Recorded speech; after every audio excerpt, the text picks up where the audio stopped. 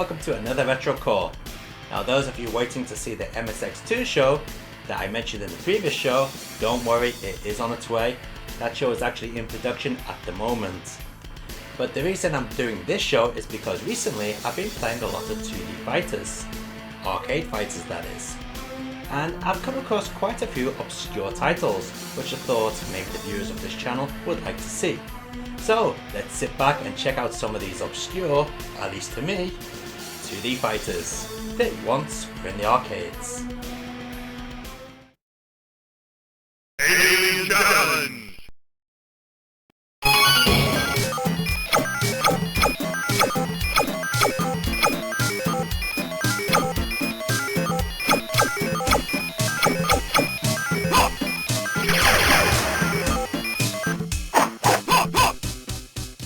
Round one, fight!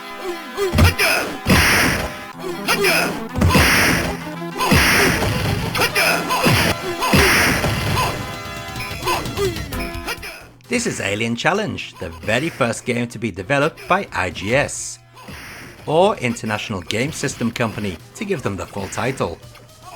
Alien Challenge is actually quite enjoyable for the fighter that doesn't take itself too seriously. Sticking with the typical 6-button layout, this fighter controls rather well, although the hitboxes are a little dubious at times. The selection of characters is very odd, ranging from a monk to the Werewolf of London. Then there's a female character that fires boob rockets.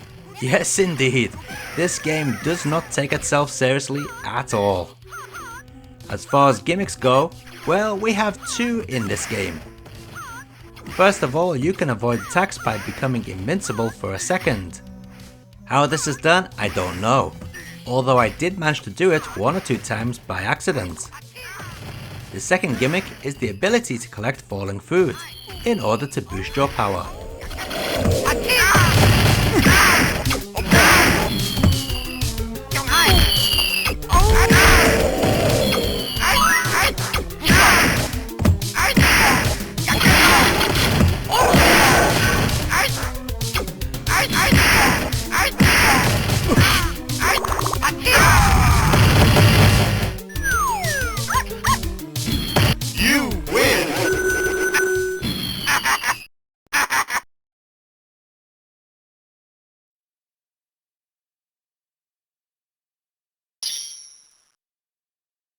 There are many game developers we've never heard about. Illuma is one such company. This Japanese company actually made about 15 arcade games, although most were published by Namco and Taito. Blandier was their first ever game, and quite an interesting one it is. Rather than following all the others with a Street Fighter 2 clone, Illuma tried to develop a gladiator style fighter. It kinda works thanks to its 3-button combat system, allowing you to hit an opponent high, low or center. Some of the characters will also lose armor, making them more vulnerable to attacks. Sadly, Blandier is flawed due to its unbalanced characters and at times awful animation. The backgrounds are okay for the most part, with the Colosseum being the highlight. Audio is pretty dire, I'm afraid. All the music tracks are sampled mono tracks that repeat short loops constantly. As for the game's gimmick, well, it's a gladiator fighter. That alone is a gimmick.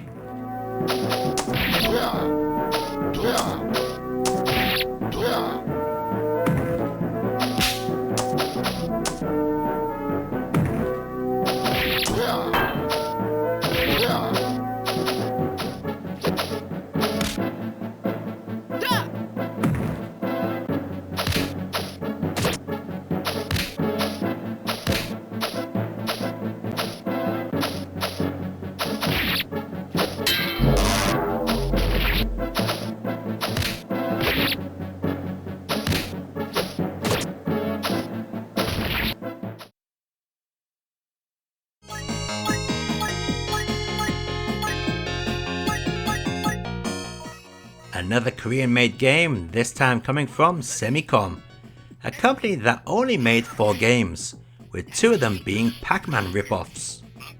Considering Semicom's other games, SD Fighters is actually pretty good, but maybe that's because they had help from Tirano.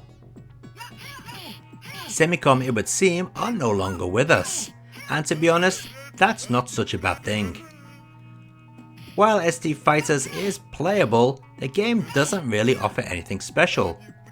Control wise, the game uses 3 buttons, 2 for attack and a 3rd for grabbing. Surprisingly, the game plays rather well, even if some of the moves are pure Street Fighter rip-offs. Visuals are okay at best when compared to Japanese one-on-one fighters of the same time, and the audio is forgettable. But like most fighters, this one also has a gimmick. You are able to dodge out of attacks and the path of projectiles. How this is done, I do not know. However, I did notice the CPU doing it quite often.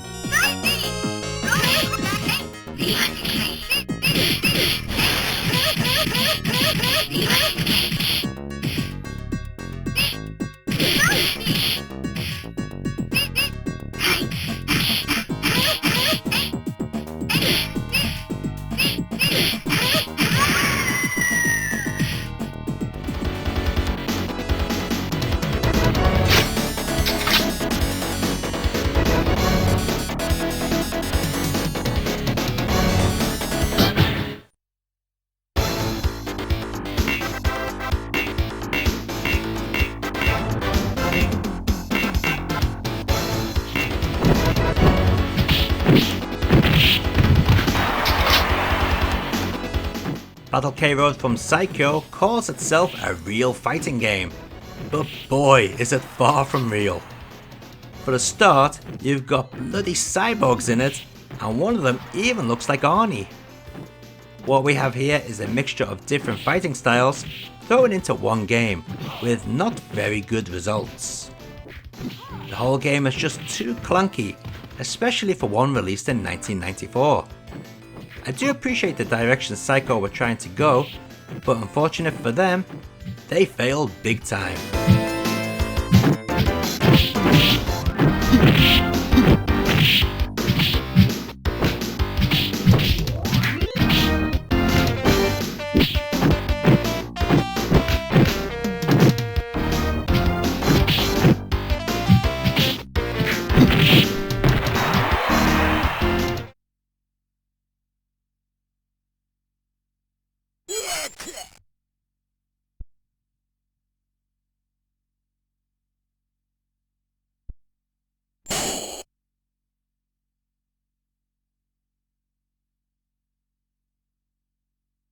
Best of Best by Korean developer Sun A has appeared on Retrocore before, but I just had to add it again due to its bizarre style. Sun A certainly weren't afraid of ripping off other game properties. This game is probably 80% rip-off. One character is a direct rip-off from Power Instinct from Atlas. Then there's Chun-Li's Wind Pose by the odd-looking female character. There's Sylvester Stallone and Steven Seagal looking characters, Lamborghinis, Mercedes, and Arnold Schwarzenegger on the high score table. Then we have the music, which consists of 2 tunes for the entire game, and one of those is a rip-off of the Lombarda. So as you can see, this game has no shame. In fact, it's also so bad, it's good. I love the way players crawl away when being beaten or when a character gets kicked in the nuts. It's so silly, as are the special moves. Gimmick wise, this game shows you your special moves and the opponent's special move commands on the screen when performed. Quite an odd thing to do, but it's there.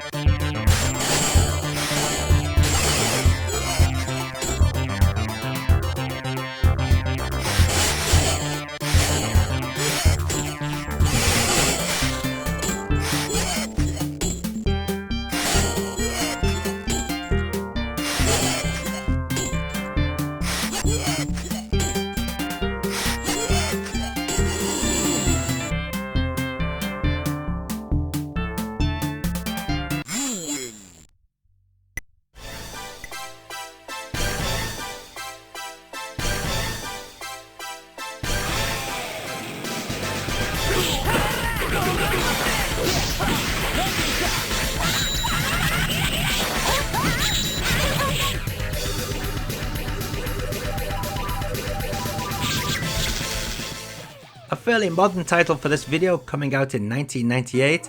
This is Asura Blade by Japanese developer Fuki. Sadly, Fuki are no longer around. The website is still online, however only a title page remains. Seems that in 2011 the company went bankrupt. Asura Blade was Fuki's first one-on-one fighter, and it must be said that they did a great job. The characters are pretty much all appealing, they control well and have a wide variety of moves. There are even super special moves in here. And let's not forget about the music. I really like many of the tunes in this game. So much so that I'm gonna rip them so I can listen to them outside of the game. Gimmick wise, well, this game doesn't really have any, unless you count the weapons as a gimmick.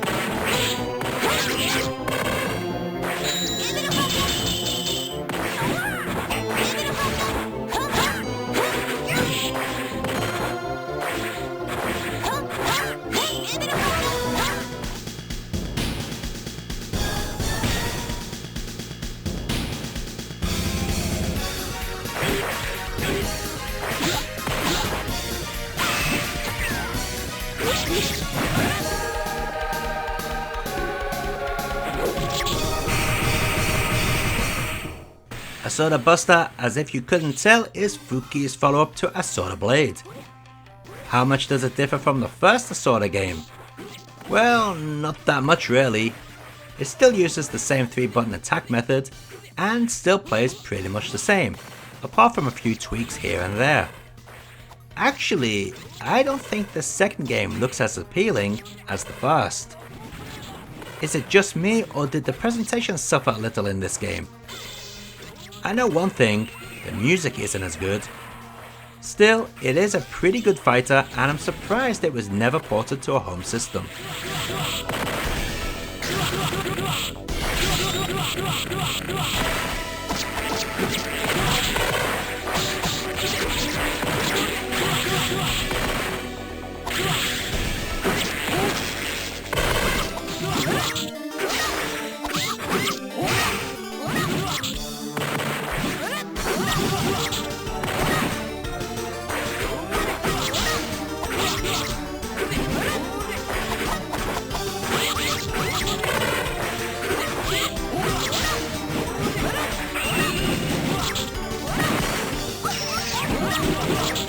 So there you have it, 7 one-on-one fighters down and still more to come. Up until now, what do you think has been the game with the most potential? Well, personally I think Battle K Road could have been a lot better than it was, if it was thought out a bit more. But as it is, it's kind of an obscurity and kind of interesting, but ultimately not very good.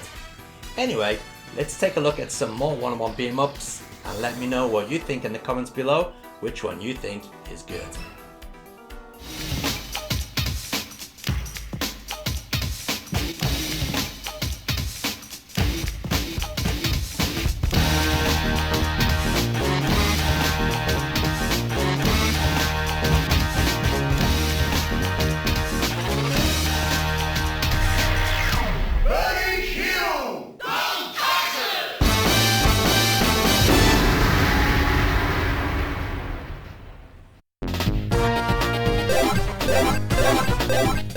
This Neo Geo one-on-one fighter is relatively obscure compared to most on the system, although I do believe it did get a Neo Geo CD port. Technos Japan, yes the company behind Double Dragon, are to thank for this game, Voltage Fighter Cowgeyser. As you can see from the gameplay footage, it's yet another Neo Geo fighter that loves to zoom the screen in and out at random. Unfortunately, unlike other games that do this game really makes a mess of it, and the stiff gameplay doesn't help. Neo Geo games are famous for the amount of animation frames used, but not in this game. We have something here that wouldn't look out of place on the Mega Drive as far as animation is concerned. It's a shame because I do like the art style this game follows. Gimmick wise, well, in Cowgeyser you can actually choose your next opponent, which most fighters don't allow, so I'd say that's a gimmick.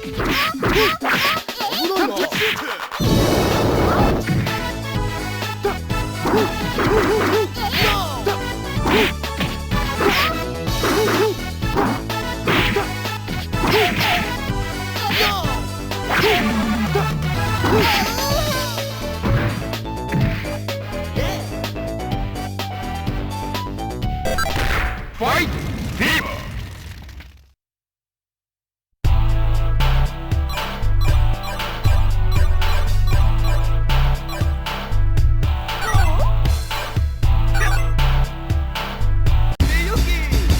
Versus Hanbei Down.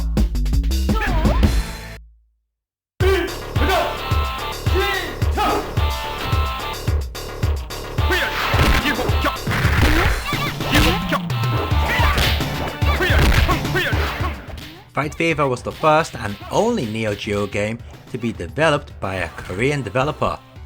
This game by Vicom is average at best. Those with good hearing have probably already noticed that all the sound effects are lifted straight out of Art of Fighting. Not only that, but so have many of the moves, and even one stage which looks very much like John's stage.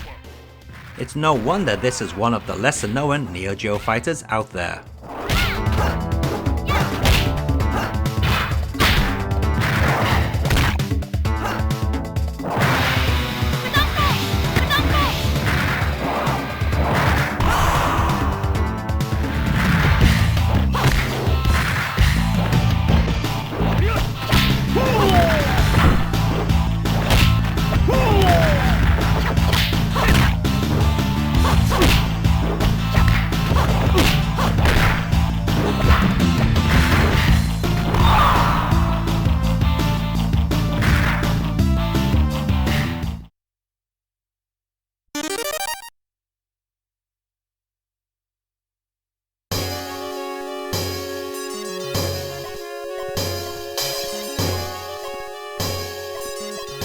Title were behind the pretty awful Solitary Fighter. Being released in 1991, the same year as the original Street Fighter 2, you kinda wonder if Title thought this would be a competing game. On the bonus side of things, the character sprites are big, but they control really poorly, with animation to match. Some battles take place on a single plane, while others allow you to walk around. This game's gimmick is that watching crowds can throw stuff at you, and some crazy woman will try to stab the winning player.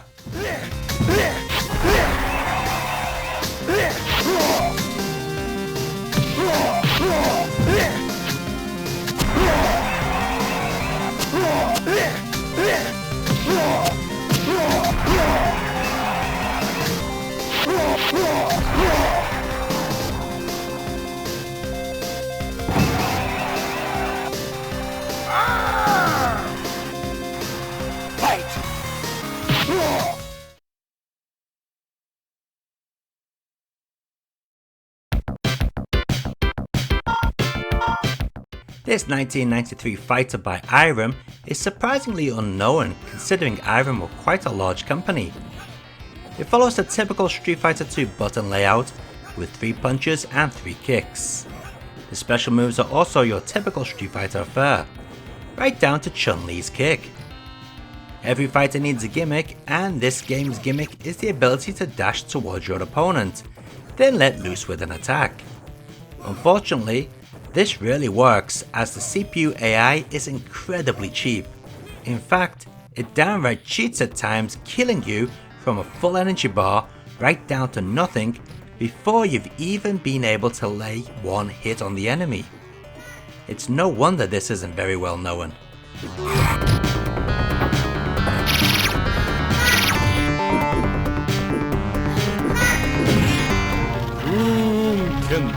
それは実戦空手道とブーメランを組み合わせた全く新しい格闘技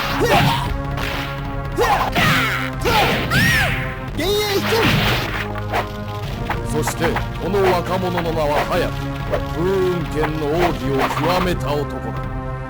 今最強の死に挑む。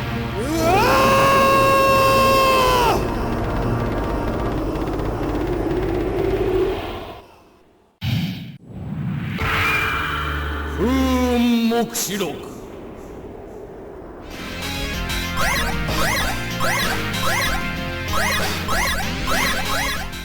Wow, there's so many obscure one-on-one fighters on the Neo Geo arcade system. This is Savage Rain, developed by SNK, and has been ported to the Neo CD and PS2. It kinda plays like a cross between Fatal Fury and Samurai Showdown, with its weapon-based tactics, which can not only be used for close combat, but can also be thrown at an opponent from a distance for more range attacks. And the Fatal Fury aspect is due to the ability to jump to other planes. Overall, Savage Rain is a very enjoyable fighter. I'm surprised it wasn't more popular outside of Japan.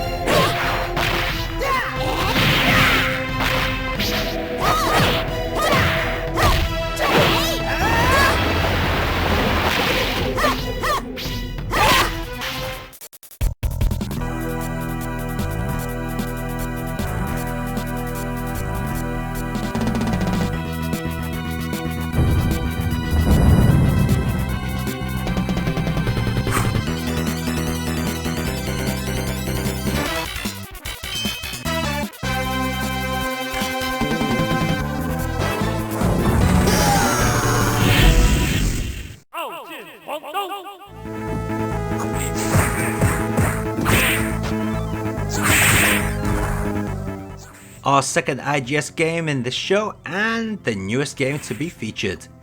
This 2005 Taiwanese game called The Killing Blade Plus looks more like it was from 1998. Don't forget, in 2005 Japanese developers were showing off games such as Arcana Heart, and the Guilty Gear series was well established. Kinda makes you wonder what gamers in Taiwan thought of this title. All could be forgiven if The Killing Blade Plus was a great playing game, but sadly it's not. While there are some very interesting characters, none of them feel fun to use. Controls feel sluggish, and there's slowdown too. The audio is also very forgettable, which doesn't help. Definitely not what you'd expect from a game released in 2005.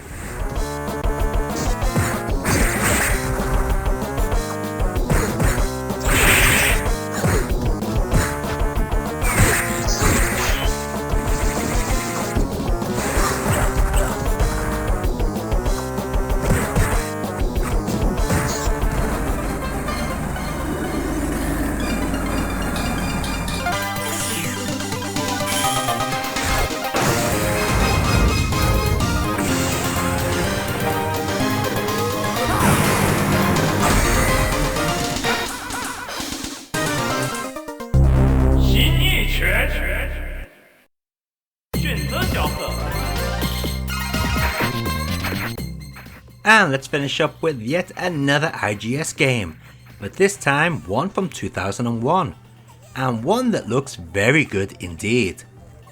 The amount of animation in Martial Masters is easily up there with the best from Japan. Very impressive. Like a cross between an SNK title and Guilty Gear.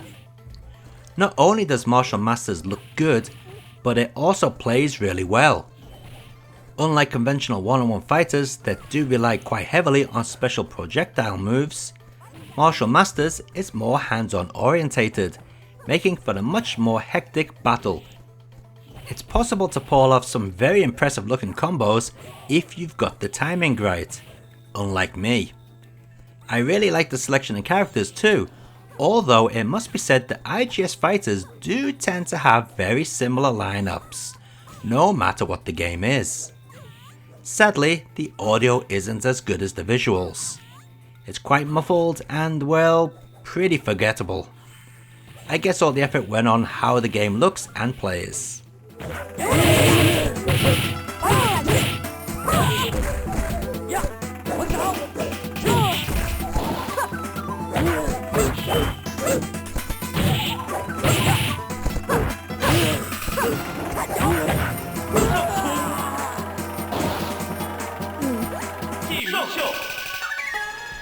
So as you can see, over the last 2 weeks I've been pretty busy playing one-on-one 2D beat-em-ups. And one thing I have noticed is that the Koreans tend to make the worst ones. Now I don't know whether that's down to lack of talent or just what they think is a good game. But what did surprise me is the Taiwanese seem to be able to make some pretty good one-on-one beat-em-ups. Still, the king of the genre is the Japanese. But you never know, in the future that could all change. Anyway, let me know what you think are some of your favourite one-on-one beat-em-ups down in the comments below, and I'll see you in the next RetroCore video, which hopefully, no not hopefully, definitely will be the MSX2 video. Until then, keep on gaming and enjoy your games.